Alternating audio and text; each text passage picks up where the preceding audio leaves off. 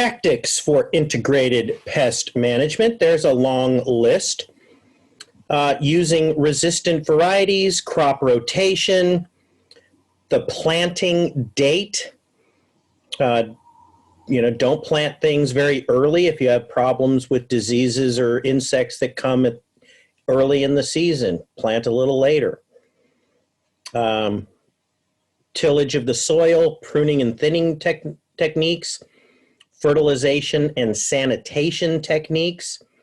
A happy, well-fertilized crop is less susceptible to insects and diseases. A stressed crop is more susceptible. Now, I don't know why he included sanitation on the same line, but keeping things properly cleaned up. Don't have weeds and pruning debris and unharvested fruit and things like that laying in the fields. Keep things clean, not only in your fields, but around it. Sanitation around along fence lines and ditches and other things like that.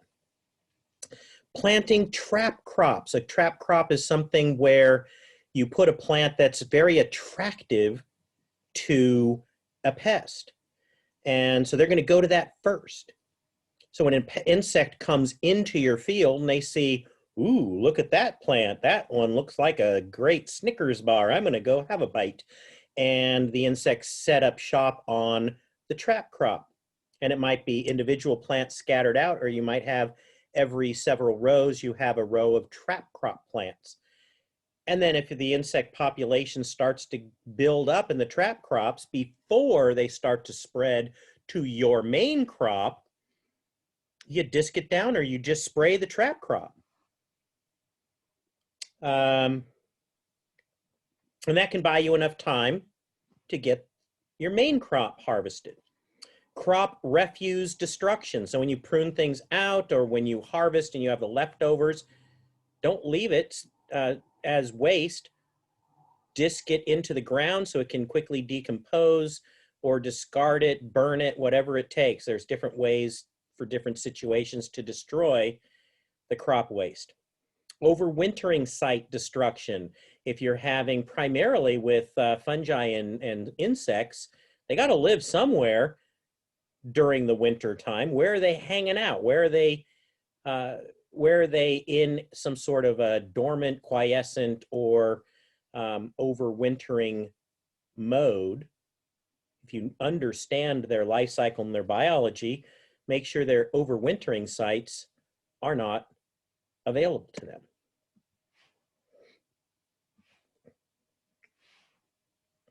So let's look at some things, kind of one at a time. Some mechanical methods of control. I can do exclusion by screens or barriers. All right. You can use bug netting for your greenhouse crops. Keep the bugs out. Rather than spraying inside the greenhouse, just close up all of the holes and cover all of the vent areas with netting.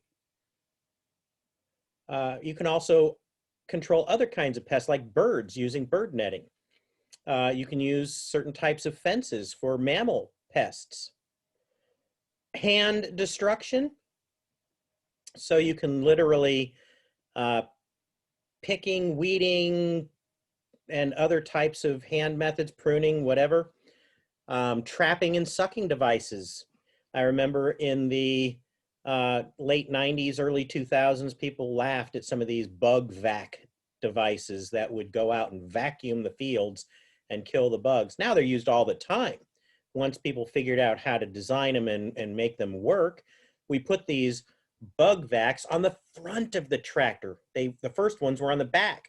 So by the time the tractor went over the crop, any insects that could scurry down would be hunkered down and hiding. Any that could fly away flew away. By the time the vacuum gets there, they're gone or they're in hiding. With the vacuum in the front, you're driving the tractor. The insect, by the time they go, what's that? They get sucked up into a fan and physically are killed just mechanically. Physical methods, heat. I talked about burning weeds with flame. You can also do something called solarization, where you cover fields with plastic material that holds the heat in and will cook the beds, solarize the beds. You don't do that when your crop is in there. You do that between crops. Cold, humidity, light trap, sound, all of these are techniques that can work in different situations for different kinds of pests. So here's a light trap. I'm not sure what's going on in here, but this could be a hormone trap of some sort. Not really sure what is in this. There's not enough information. Biological control, spread the good guys. There are many parasitic wasps and carnivorous beetles or other types of insects like damselflies, these lady beetles, etc. So you can either protect or encourage natural enemies. You can buy them commercially in many cases and release them. It's easy to buy ladybugs propagated by the thousands for commercial sale to agricultural operations. And you can even propagate and disseminate diseases. Give the bad guy a disease. And if you know the disease as well, it can be specific to the bad guy and not the good guys. Chemical methods, there's attractants and repellents. So certain kinds of mammal products or insect products that will attract. Some of the chemical attractants you can put in traps. So an insect might go, I think I smell a female over there, and it's a trap. So they end up having a little bit of a problem when they go over there. And pesticides, we all know what those are. Genetic methods, propagation and release of sterile pests. So I can release a whole bunch of sterile males, so when the females do mate, they end up not fertilizing the eggs. They lay sterile eggs. They don't lay eggs at all because they don't develop.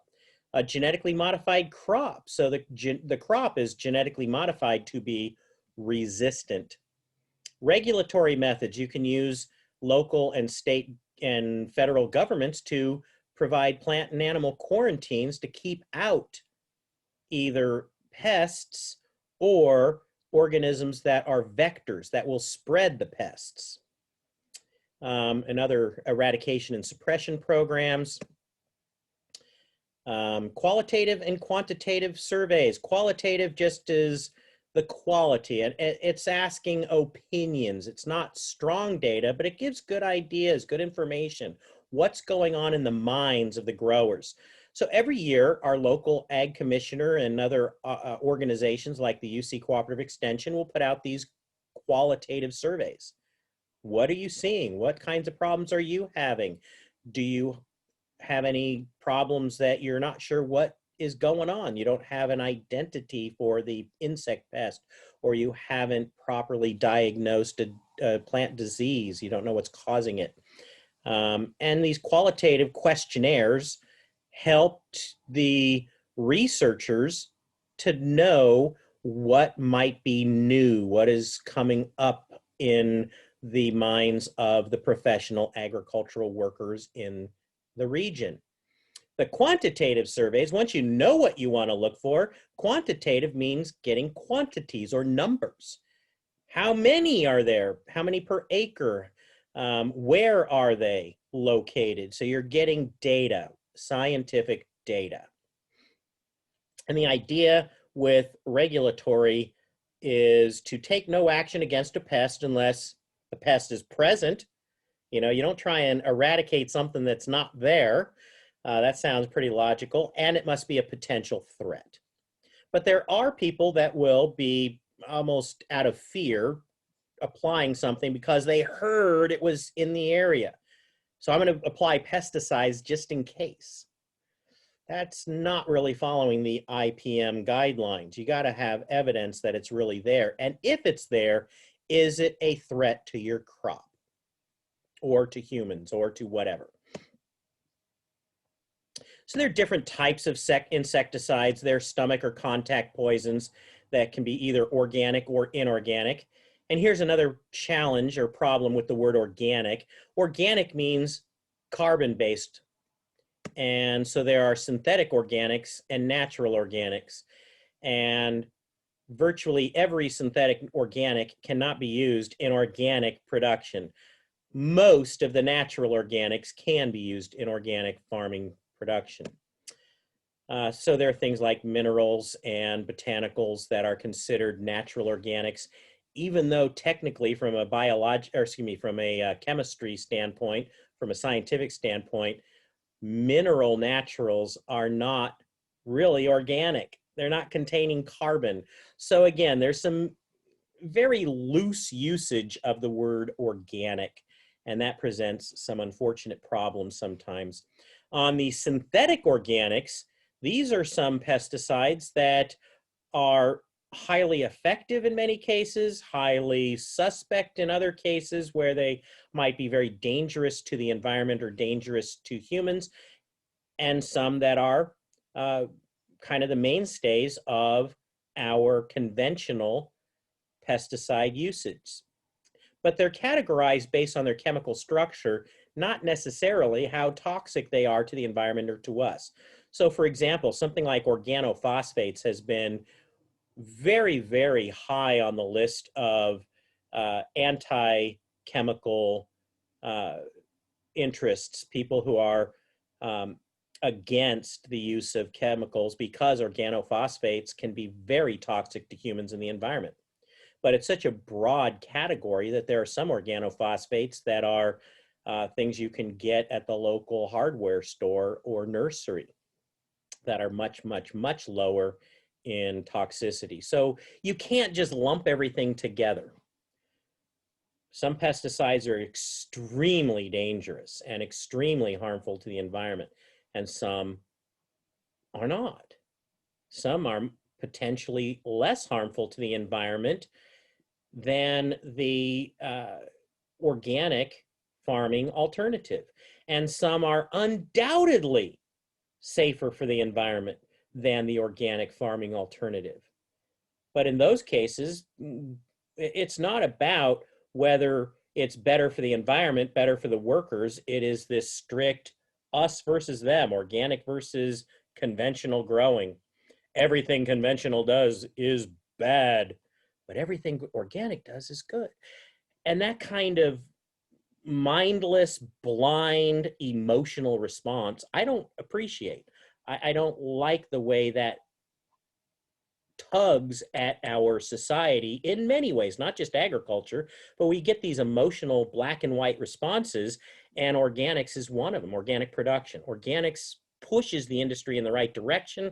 I want to keep organic pushing in the right direction, but it should be based on science, it should be based on data, and it should be based on the reality of what really is the best and safest way to control pests, to grow crops with the least harm to the environment and the workers.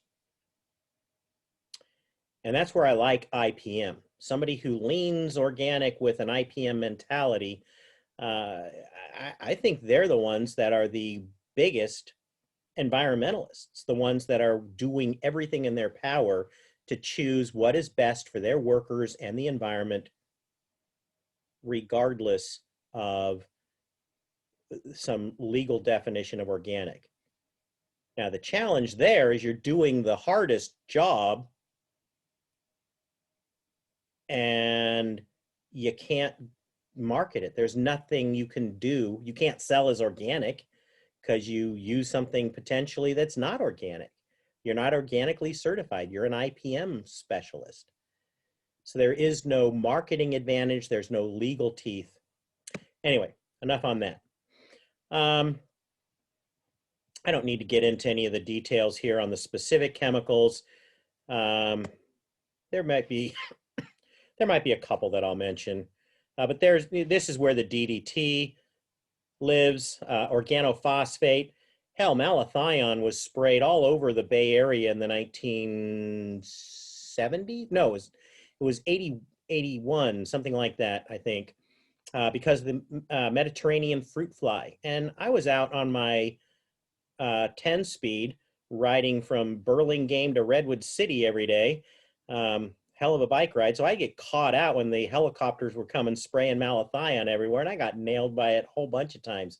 So just because it's an organophosphate doesn't mean it's toxic to people. They sprayed malathion over the entire San Francisco Bay Area for months to try to eradicate the Mediterranean fruit fly. Carbamates, 7 is probably the most popular recognizable name, something you can get at any garden center. Pyrethroids, another very important compound, used in a lot of areas. Pyrethroids are also used in veterinary. There are a lot of arthropod pests that can get into, ear mites or other things like that, where pyrethroids might be the treatment of choice. Insect growth regulators. This is a category I do want to point out because this is a way where you might have the best option available.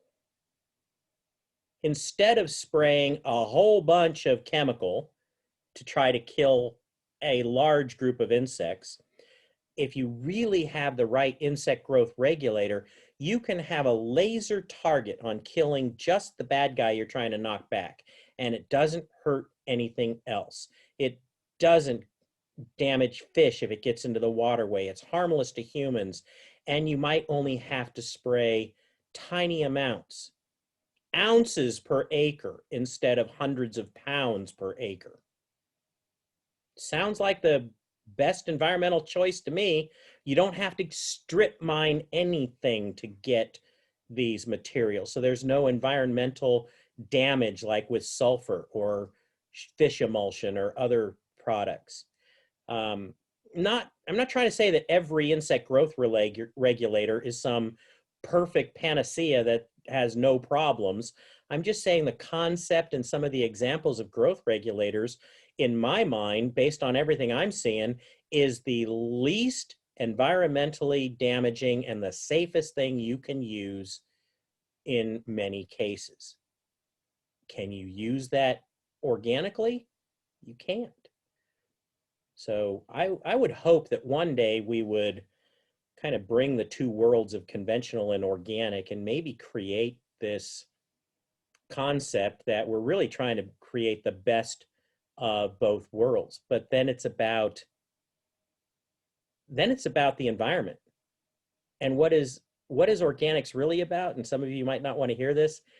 Organics is really about marketing and money. It's not about the environment. It's not about worker safety. It's not about consumer safety. That's a myth. And there are a lot of people who try to push in that direction. There are a lot of people who believe in that direction.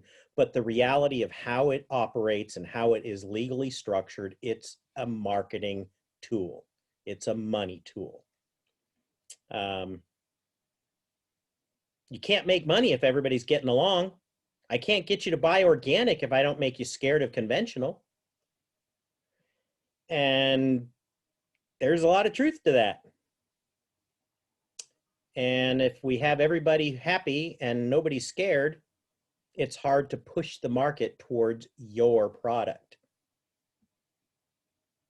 Neem, that is an organic product. It is an oil from a plant, the neem oil, and very effective. The neem tree produces this natural oil. BT, this is another really cool concept. BT stands for, or is short initials for, Bacillus thuringiensis, which is the species of bacteria. And if lepidopteran pests, the larvae of lepidopteran pests, moths and butterflies, eat Bacillus thuringiensis, they die. It's toxic to them. It's not toxic to us. And it's not toxic to other insects. It's just moths and butterflies. And so a little research in this curiosity determined that it's a specific protein that acts to do damage to the digestive system of the larvae, of the moth and butterfly lepidopteran larvae.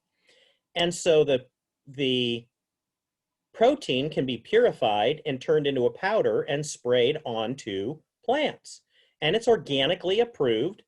I'm not sure about which brands and which formulations are organic, but organic and conventional growers can use it. And it's even been made into a GMO. The gene that produces that protein in the bacteria has been put into many, many hundreds of thousands of acres of crop plants, if not millions of acres of crop plants, to make them GMO resistant to the lepidopteran pests.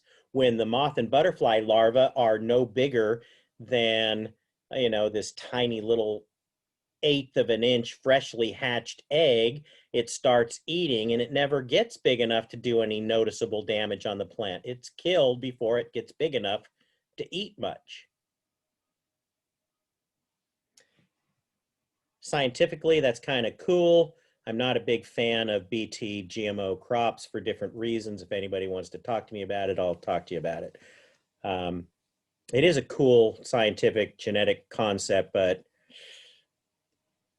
I think the organic grower should have been left with the BT powder. Spinosad, another common chemical. So, if you know anything about pesticides, the label is the law, period. The label is the law, and it is a violation of federal and state law to use a product, a pesticide product, in a manner inconsistent with its labeling. So there are different formulations of the chemical and names for what's in there. The active ingredient is the pesticidal compound, the thing that's killing the pest. The inert ingredient is the rest that has no direct effect on the pest or pathogen. And another very important word, the restricted entry interval, or phrase I should say, the REI. From the moment you spray a pesticide up until the time when you can go back in the field after spray, that is the interval, the REI, restricted entry interval. The pre-harvest interval is from the time you spray up until the time you can harvest it and remove the harvested material from the field. You have to leave it in the field on the crop, attached to the plant. You cannot start harvest operations until the PHI has elapsed. Both the REI and PHI start at the same moment, the moment you spray. But the length of time that must elapse before the period is over is usually shorter for the restricted entry interval, where you now can go into the field without wearing, the full spacesuit protective gear. And then a little later, you can harvest it. And it depends. How long is that? It could be 24 hours. It could be 3 weeks. It depends on the chemical and other factors. So when we look at a chemical, an active chemical ingredient, there's the chemical name. And the chemical name is a name that can be quite the mouthful. And so the International Union of Pure Applied Chemistry and other regulatory bodies come together to approve an internationally accepted name. So it's the same no matter what. And a good chemist, a good organic chemist, could read this chemical name and draw it on a whiteboard or chalkboard, because it tells you exactly what that chemical is. Every atom in that chemical can be figured out based on this name. And so, for example, 1-naphthy N-methyl carbamate. All right. If you know what a methyl carbamate group is, you know exactly what that is. Now, the 1-naphthy tells you at the one position, a naphtha group is attached.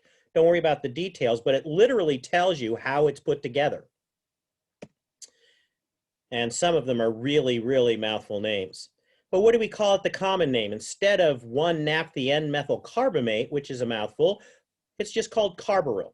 And that's a generic name. It has nothing to do with the brand.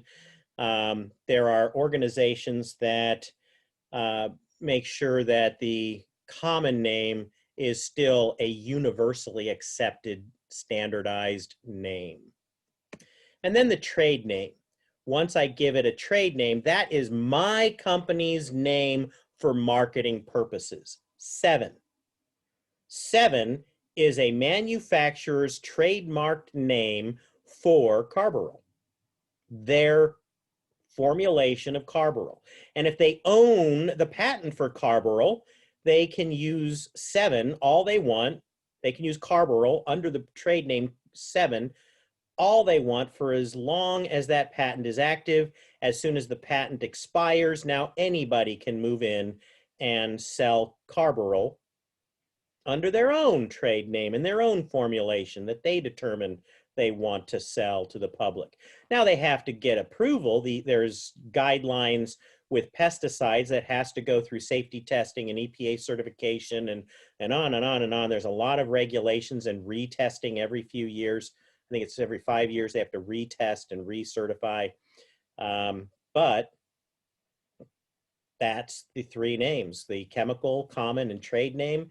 And for things like Roundup, Roundup is the trade name for a chemical called glyphosate, the common name.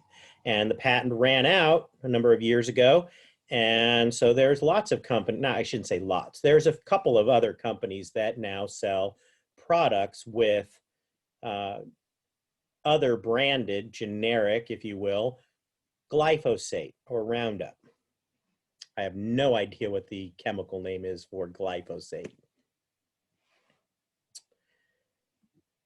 So there are pesticide groupings, and if you look on a pesticide label, it will be grouped and numbered based on its target site and mode of action.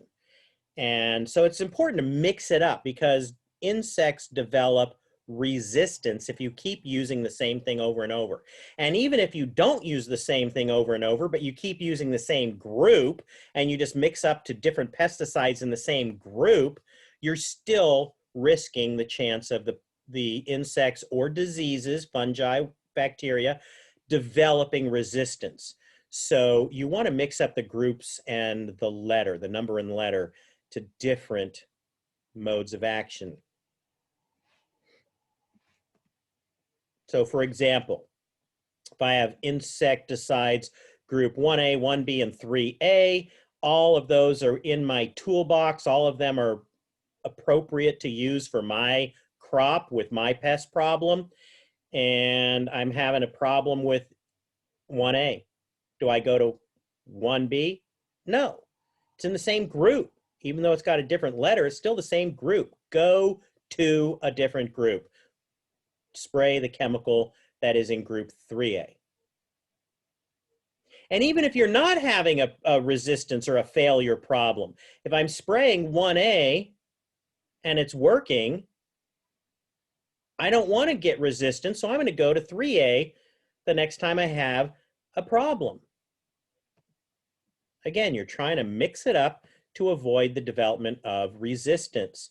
So here's some household chemicals. The active ingredient for RAID is imipropyl, 0.1%, plus cypermethrin, another 0.1%. So there's 99.8% inactive ingredients. And if you've ever sprayed RAID on a bug, it kills it pretty dang quick. RAID is very potent, but it's consumer safe. It's still toxic. You got to be careful with it. It has a caution on the label. So you want to use it right, but it's not highly toxic. And even at 0.2%, it still kills bugs pretty easily. Another label, NN-diethyl methyl metatoluamide, toluamide, excuse me. let me take that again. NN diethyl metatoluamide and the related isomers. And I can't read the number there, but we're talking around 28, 29, 30%, it looks like, of the active ingredient, a very different concentration for that chemical. It takes much more of it as a percentage of what's in the can or bottle. Directions for use, you can see even on consumer products, it's a violation of federal law to use this product in a manner inconsistent with its labeling. So before I get to toxicity, I'm going to take another quick break.